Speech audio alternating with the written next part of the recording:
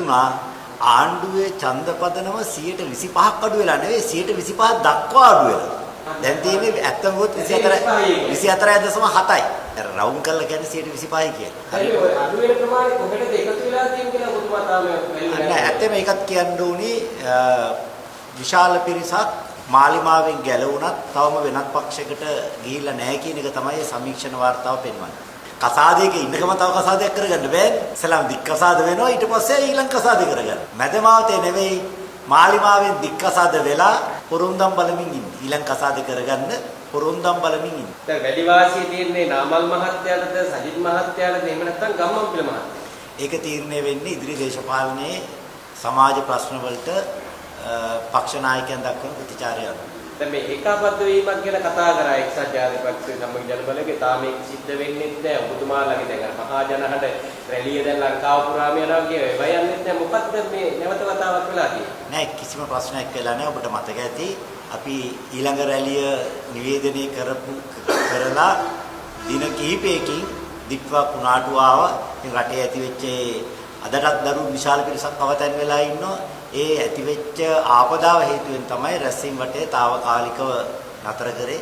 මතක තියාගන්න. රැස්වීම වටේ නතර වුණේ తాවකාලිකව. දැන් විදාස් උත්සවෙත් කියුනේ දිත්වාසුළු කුණාටුව ඒකට සමාන වෙලාවට මේ චෝදනා කරා මුතුමාලගේ පාර්ශවයේ චෝදනා කරා මේ දිත්වාසුළු කුණාටුව මේ ආරක්ෂකයන්සෝට ඇදලා ගත්තා කියලා.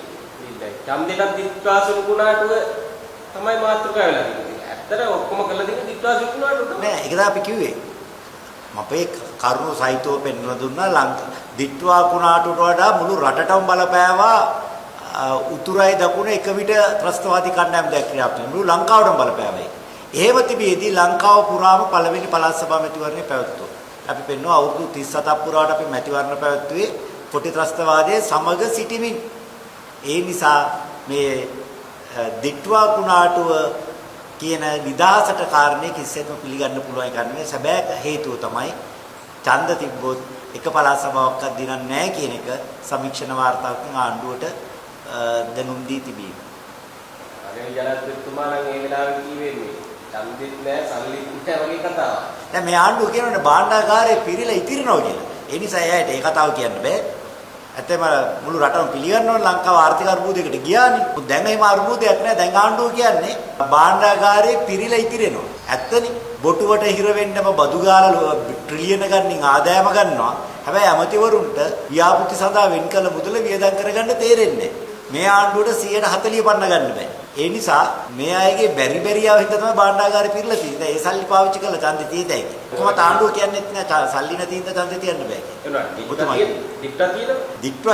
දික්ටා කොහොමද ඡන්දෙට බලපාන්නේ කියලාවත් පැහැදිලි කරලා නෑ. දැන් ජනාධිපතිවරයා නුවර ගිහිල්ලා කිව්වේ මේ උද්ඝෝෂණ විරෝධතාවයල තිබ්බට අපි ඒවට සැලෙන්නේ නෑ වගේ කතාවක්. ලාල්කාන්ත මහත්තයා කියන විරෝධතාවය රැල්ල එනවා යනවා. ਉਹ කිසි සැලකිල්ලක් දක්වන්නේ නැහැ මේ සම්බන්ධව. සැලිලා නැත්තම් ඇයි මේ ඡන්දෙ නොතිය ඉන්නේ? ඒක පැහැදිලි කරන්න. අවුරුදු 8ක් කල් ගිය ඡන්දෙ තියන්න මෙච්චර බය වෙන්නේ. ඒකට තමයි ඔන්න ඔකට තමයි සැලීම කියන්නේ. වෙන දෙයක් නෙවෙයි. සැලිලා කියන්නේ ඔන්න ඔකට තමයි. දැන් මේ ආණ්ඩුවේ ඉන්න තත්ත්වය මොකද්ද?